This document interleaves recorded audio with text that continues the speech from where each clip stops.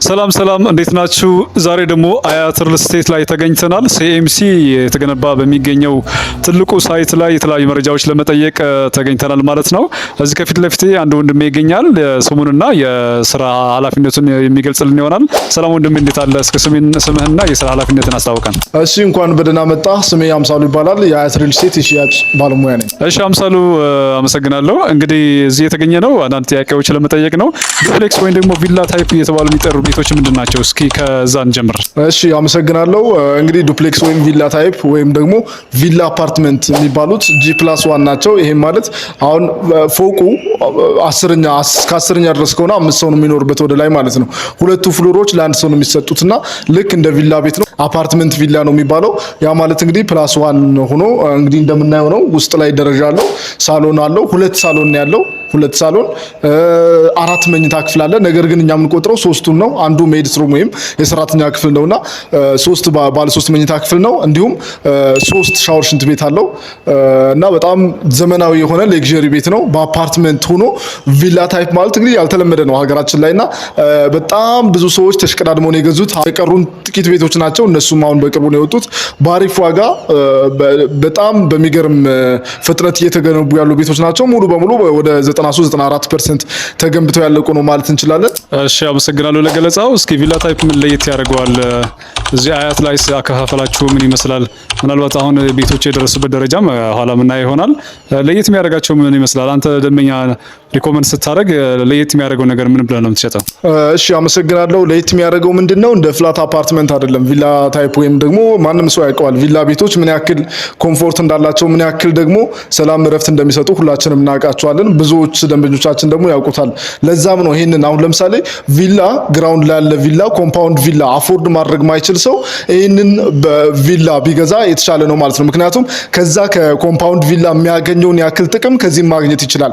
ይሄ ምን ማለት ነው? ፍላት አፓርትመንት ሲሆን ብዙ ጊዜ ኪችኑ እዛው ነው፣ መኝታ ክላሱ እዛው ነው፣ ሳሎኑ እዛው ነው፣ ሁሉም ነገር እዛው ነው። እዚህ ላይ ግን ሲሆን ምንድነው አሁን እዚህ ጋር እንደምታዩት ከታች ከመጀመሪያው ፍሎር ላይ ሳሎን አለ፣ ሜድስ ሩም የሰራተኛ መኝታ ክፍል አለ፣ እንዲሁም ኪችን አለ፣ እንዲሁም የሰራተኛና የእንግዶች መታጠቢያ ክፍል አለ ማለት ነውና ወደ ላይ ስንወጣ ደግሞ ምንድነው ያለው ሴክሬት የሆነ ወይም ደግሞ ፕራይቬት የሆነ የራሳቸው የሆነ የአባወራዎች መኝታ ክላስ አለ፣ የእንግዳ መሆን የሚችል መኝታ ክላስ አለ፣ የልጆች መኝታ ክላስ አለ ማለት ነው። ይሄ ማለት ምንድነው አሁን ሳሎን ላይ የተለያዩ እንግዶች ሊኖሩ ይችላሉ፣ የፈለጉ ሌሎችም ኢንጆይ የሚያደርጉ ሰዎች ሊኖሩ ይችላሉ፣ ብዙ ሰው ሊኖር ይችላል።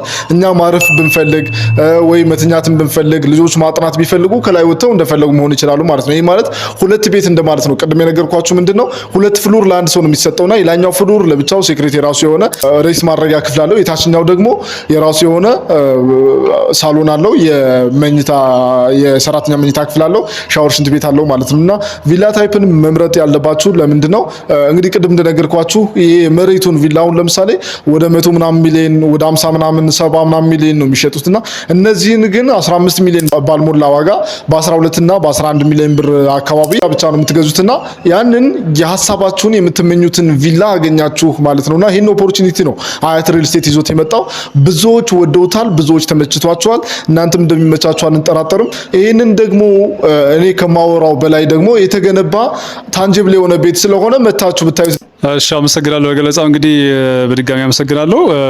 አሁን ምናልባት ቤቱን እንደማየው ግንባታው እየተፋጠነ ይገኛልና ምን ያህል ቤቶች አሉ? ደንበኛ ሲመጣ ስንተኛ ፎቅ ላይ ማግኘት የሚችለው? አከፋፈሉ እስከ ቅድመ ክፍያውን ይመስላል?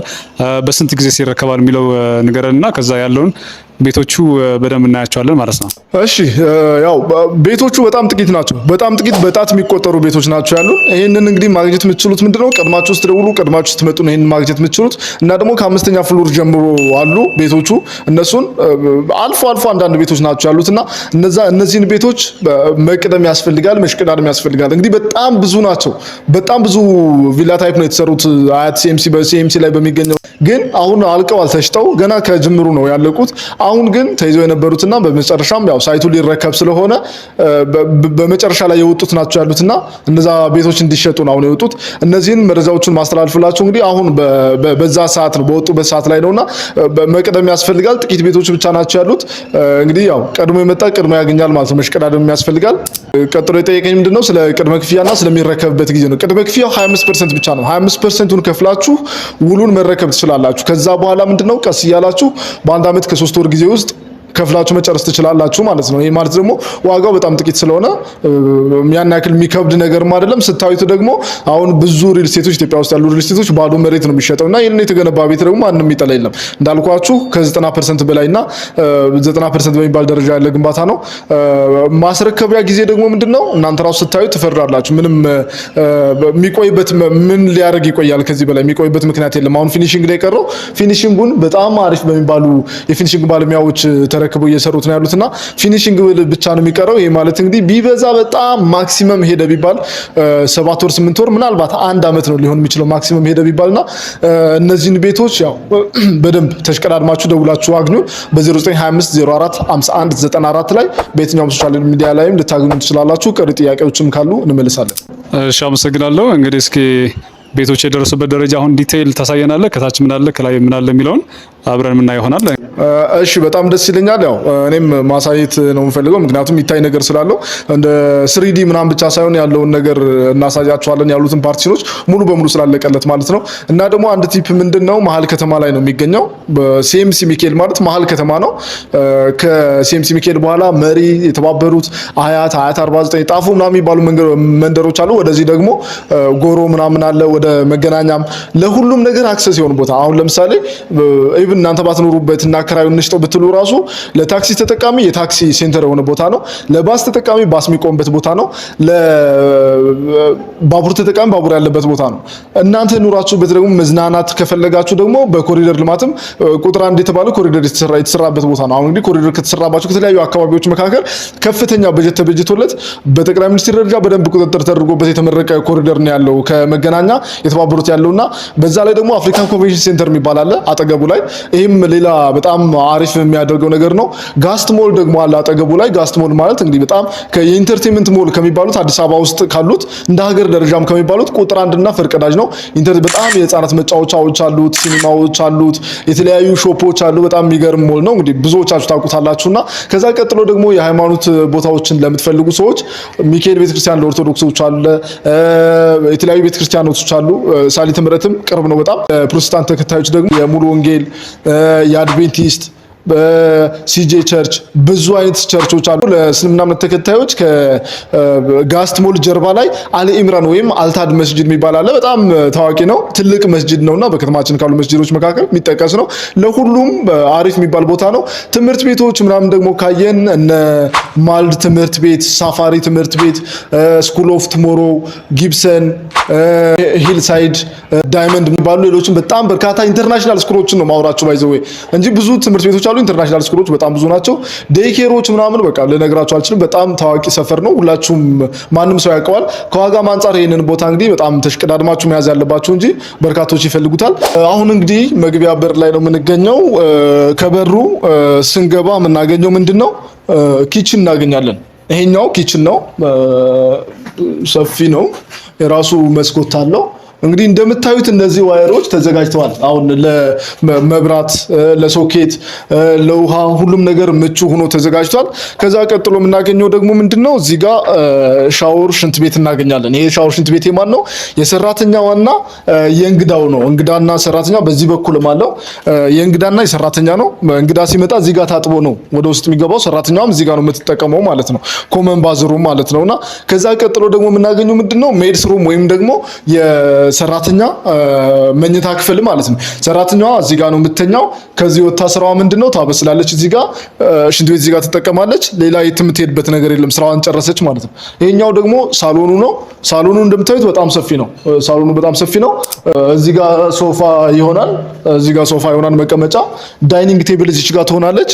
ይሄኛው ደረጃ ደግሞ አሪፍ ተደርጎ ይሸፈናልና ምንም የሚረብሽ ነገር አይኖርም። እዚህ ጋር ዳይኒንግ ቴብል ነው፣ እዚህ ጋር ሶፋ ይሆናል፣ እዚህ ጋር ደግሞ ቲቪ ይሆናል ማለት ነውና ይሄኛው ደግሞ ምንድነው ባልከኒው ነው። ይሄኛው ባልከኒው ነው።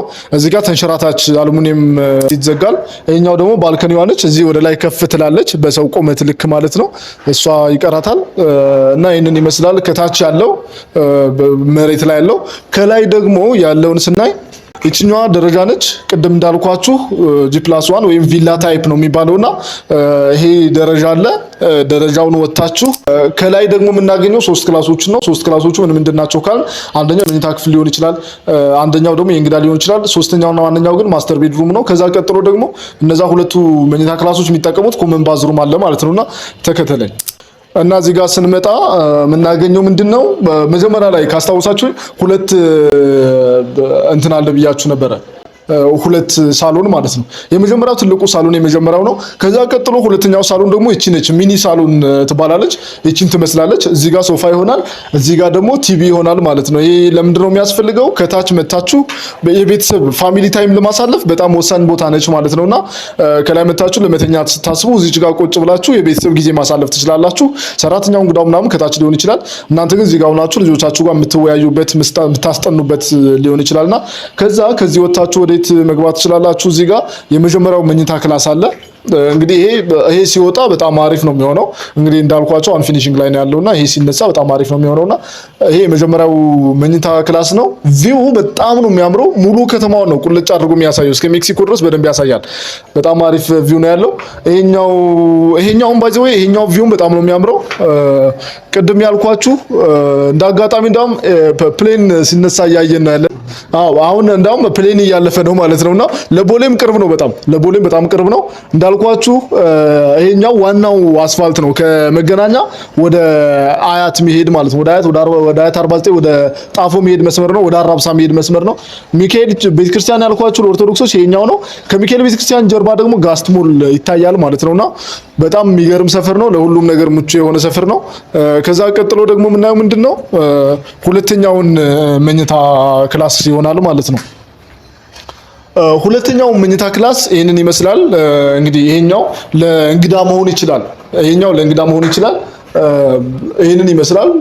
አሪፍ ተደርጎ ነው የተሰራው። እነዚህ ሁለቱ መኝታ ክላሶች ይሄኛውን ሻወር ሽንት ቤት ይጠቀማሉ ማለት ነው። እዚህ ጋር ሻወር ሽንት ቤት አለ ለሁለቱም እንትኖች ማለት ነው። ለሁለቱም መኝታ ክላሶች ይሄኛውን ኮመን ሻወር ሽንት ቤት ይጠቀማሉ። ከዛ ቀጥሎ አሁን ዋንኛው የምናሳያችሁ ምንድነው ማስተር ቤድሩም ይባላል። ማስተር ቤድሩም ያው ያባወራዎቹ መኝታ ክላስ ነው። የራሱ ሻወር ሽንት ቤት አለው። ለየት የሚያደርገው ማስተር ቤድሩሙን እሱ ነው። በጣም ሰፊ ነው። እዚህ ጋር የራሳቸው ሻወር ሽንት ቤት አለ። ይሄን ቪው ከመኝታችሁ ሆናችሁ የምታዩት ቪው በጣም ደስ ይላል። አሪፍ ቪው ነው ያለው። እስከ መሀል ከተማ እስከ መገናኛ ድረስ በደንብ ያሳያል ማለት ነው። የትኛዋን ቅድም ያልኳችሁን ሁለተኛዋን መኝታ ክላስ ለልጆቻችሁን አጠገባችሁ ብታደርጉ ይመከራልና እዚህ ጋር የልጆቻችሁ መኝታ ክላስ መሆን ይችላል። ይህንን አፓርትመንት ይህንን ቪላ ታይፕ ወይም G+1 አፓርትመንት ሁላችሁም መግዛት የምትችሉበት አፎርድ ማድረግ የምትችሉበት አቅም ያላችሁ ሰዎች አፎርድ ማድረግ የምትችሉበት አሪፍ ዋጋ ነው ያለው። በዛ ላይ ደግሞ ሙሉ ዋጋውን ለከፈለ ሰው 20% ዲስካውንት አለው። አስባችሁታል? በዚህ ደረጃ ተገንብቶ እስከ 90% ተገንብቶ ሙሉ ዋጋውን ከከፈላችሁ 20% ዲስካውንት አለውና ይሄንን እድል ተጠቀሙበት። ሀገር ውስጥም ያላችሁ ከሀገር ውጭም ያላችሁ ዲያስፖራዎች ይሄ ለአጭር ጊዜ ብቻ የሚቆይ ነው። ለትንሳኤ በዓል ታስቦ የተዘጋጀ ዲስካውንት ነውና ከዛ ከማለቁ በፊት ደውላችሁ አማክሩን። ቦታው ድረስ መታችሁ መምጣት ማትችሉ ሰው ልካችሁ አሳዩ። ከመናገር በላይ የሚታይ ስራ ስለሆነ የሚታይ ቤት ስለሆነ እድሉን ተጠቀሙበት ማለት ተፈልጋለሁ። እሺ፣ በጣም ነው የማመሰግነው። እንግዲህ መግለጫውን በደንብ ሰጥተናል። ምናልባት አንተን ማግኘት የሚፈልጉ ደንበኞች ውጭ ሀገር ማገር ውስጥም ሊኖሩ የሚችሉ በሶሻል ሚዲያ የምትጠቀም ከሆነና ስልክ ቁጥርን እዚህ ጋር ብታስቀምጥ። እሺ፣ አመሰግናለሁ። በ0925 04 51 94 ወይም እዚህ ጋር በምታዩት ቁጥር ማለት ነው።